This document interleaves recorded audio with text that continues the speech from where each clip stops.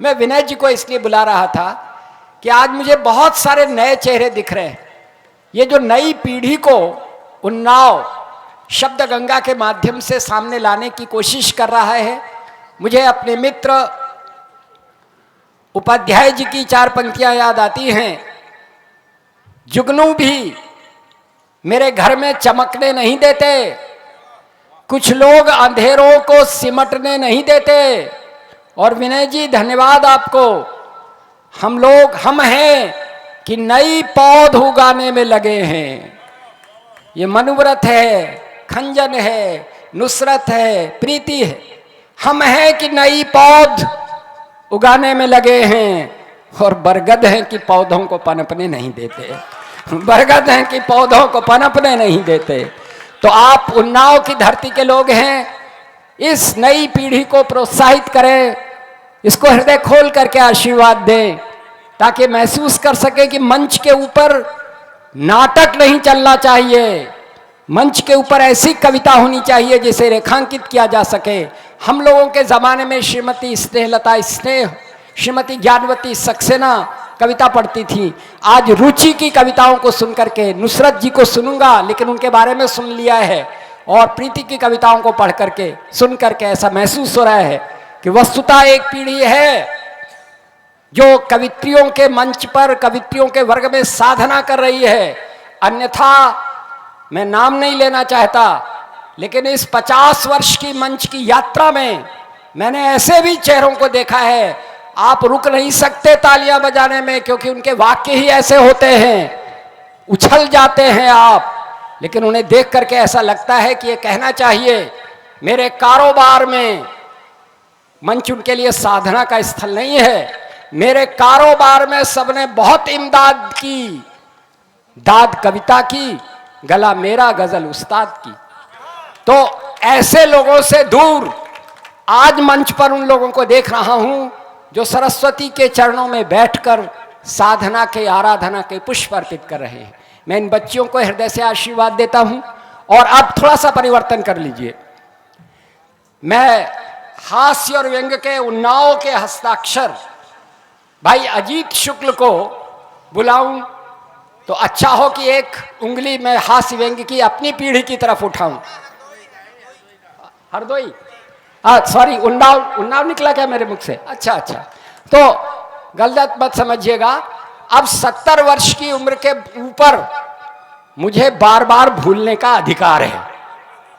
तो अगर मैं उसको उन्नाव कह देता हूं तो आप मानिए कि आप उन्नाव के हैं। हरदोई से आए जरूर हैं, लेकिन उन्नाव की जनता के दिल में बसने वाले हैं। तो अब 4 पंक्तियां सुनिए हास्य व्यंग्य के कवि को बुलाते हुए। मैं क्या कह सकता हूं? भैया रुकी हो रवानी तो किस काम की है, और अधूरी कहानी तो किस काम की है। और पंक्ति सुनिएगा, हरदोई से आए हुए बंधु, न संभले बुढ़ापा तो किस काम का है, और न बहके जवानी तो किस काम की है। तो मैं चाहता हूं कि एक बहकी हुई जवानी आपके सामने आए और थोड़ा सा महकते हुए हास्य व्यंग्य सुनाए। भाई अजीत जी आइए। ज्ञान की अधिष्ठात्री माँ वीणा पाणी के चरणों में प्रणाम निवेदित करता हूं। समृद्ध मंच जिसमें देश के राष्ट्रीय और अंतर्राष्ट्रीय स्तर के कवि विराजमान हैं, सभी को एक साथ प्रणाम करता हूं। और मैं तो स्वयं को बड़ा सौभाग्यशाली समझता हूं कि जिन कवियों को मैंने सामने बैठकर सुना, आज उनके सामने कविता पढ़ने का मुझे सौभाग्य मिला है।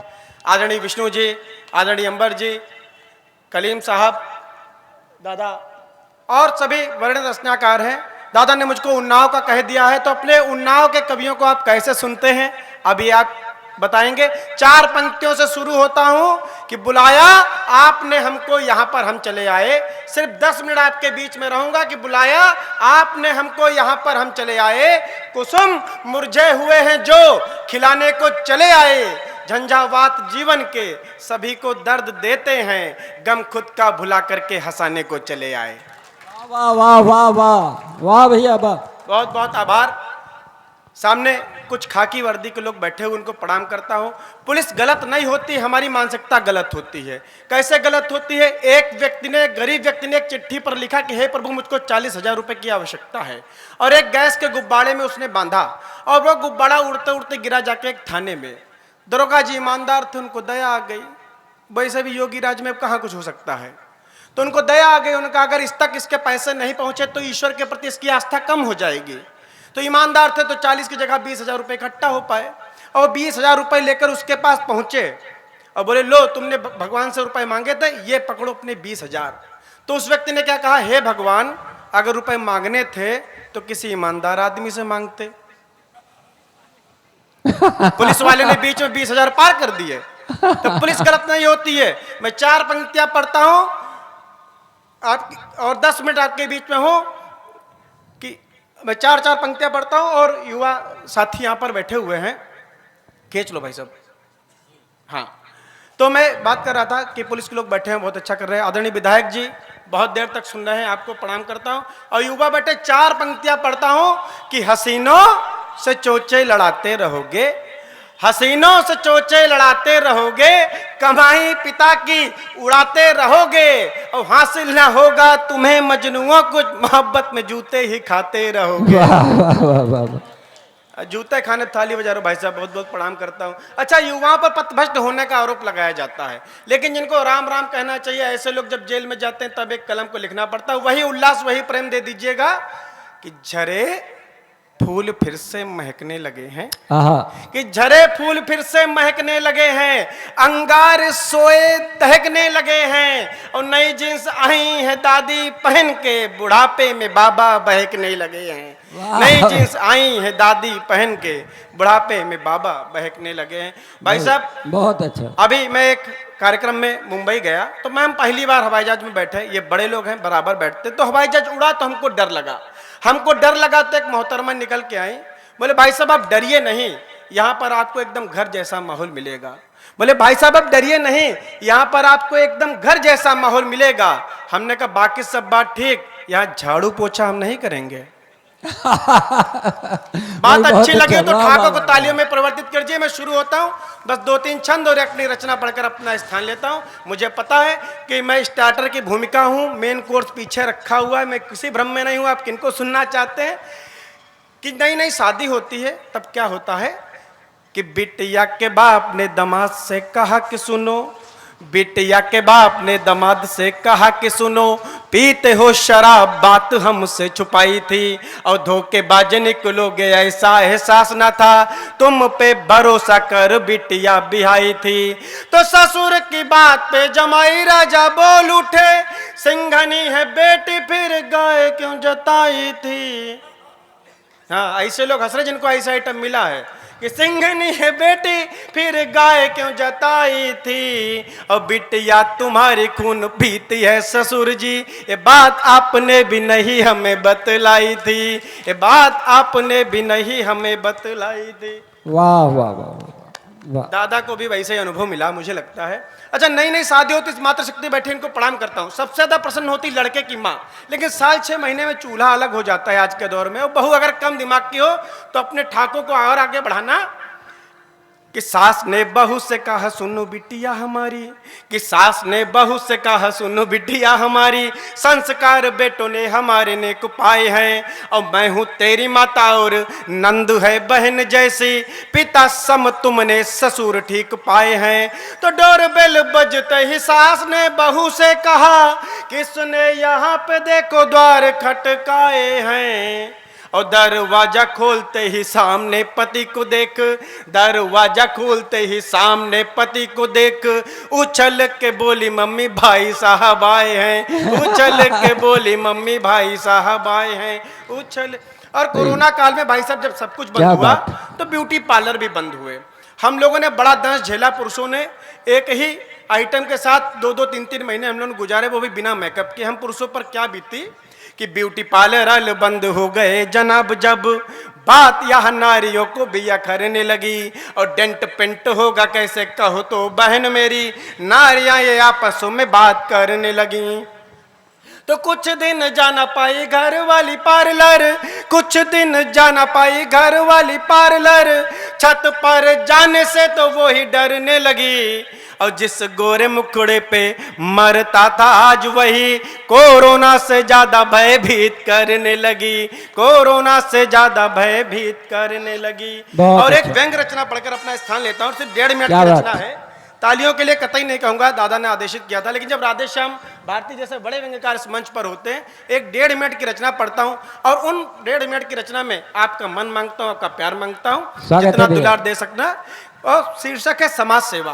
मुझे लगता है कि अगर सोशल मीडिया ना होती तो इतने समाज सेवी ना होते। अब आपको हंसी नहीं आएगी, लेकिन संवेदना की बात आपको जहां जहां अच्छी लगे आशीर्वाद दे सकते हैं कि कल रात अचानक मुझको भी समाज सेवा का शौक चल रहा है। मंच भी सुने कि कल रात अचानक मुझको भी समाज सेवा का शौक चल रहा है। मैंने सुबह होते ही घर से झोला उठाया, रास्ते में मिल गए मुझे फलों के ठेले, मैंने ले लिए 18 रुपए दर्जन के सस्ते वाले केले। नाम कैसे व्यंग सुनता है मुझको सूचित करे। मैंने ले लिए 18 रुपए दर्जन के सस्ते वाले केले। भैया प्रणाम करता हूं, बहुत बहुत बहुत अच्छा, बहुत अच्छा, बहुत अच्छा। ये भाई साहब बेसिक शिक्षा विभाग में है, और मैं भी बेसिक शिक्षा विभाग में अध्यापक हूं। और लोग हम अध्यापकों के विरुद्ध में बड़ी टिप्पणियां करते हैं कि हम सुधार की गुंजाइश नहीं करते। हम बहुत विधायक जी गुंजाइश करते हैं। मैंने तो बच्चे की कॉपी पर लिखा कि इसको नहला धुलाकर विद्यालय भेजा करें। उधर उसकी मां ने जवाब दिया, मास्टर साहब आप बच्चे को पढ़ाया करें, सूंघा ना करें।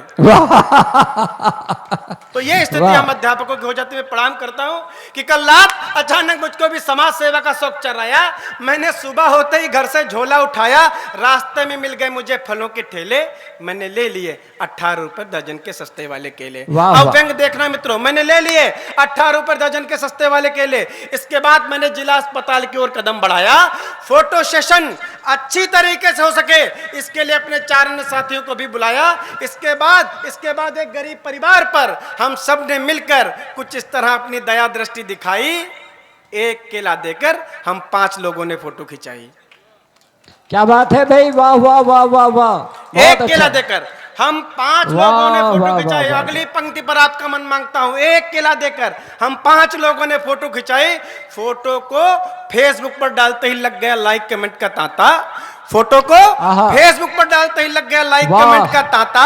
मैंने मन ही मन सोचा, भला 1.5 रुपए के केले में इससे ज्यादा प्रसिद्धि और कैसे पाता। भला 1.5 रुपए के केले में इससे ज्यादा प्रसिद्धि और कैसे पाता। मेरा मन बहुत हर्षाया, बहुत हर्षाया। सोशल मीडिया पर मुझे समाज सेवी का खिताब जो मिल गया, लेकिन तभी मेरे अंतस से मुझे एक आवाज सुनाई दी, जिसको सुनकर मैं पूरी तरह से हिल गया। मेरा अंतःकरण मुझसे बोला, हे धूर्त तुझसे समाज सेवा की क्या करूं आशा। इन पंक्तियों को उठा लेना मित्रों कि हे धूर्त तुझसे समाज सेवा की क्या करूं आशा। एक केला देकर एक गरीब का बना दिया तूने तमाशा।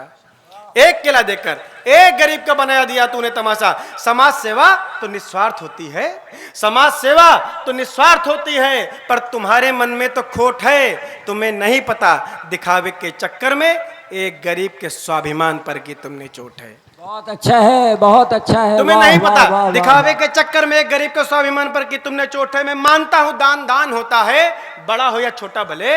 मैं मानता हूं दान दान होता है, बड़ा हो या छोटा भले, पर दान वही सफल है जो एक हाथ से दे तो दूसरे को पता तक न। बहुत अच्छा, वाह वाह वाह। दान वही सफल है जो एक हाथ से दे दूसरे को पता तक न चले। अंतिम पंक्ति पढ़कर अपना स्थान लेता हूं। इस छोटी सी कलम को जितना प्यार दे सकना है, दोनों हाथ उठाकर आपका आशीर्वाद चाहता हूं।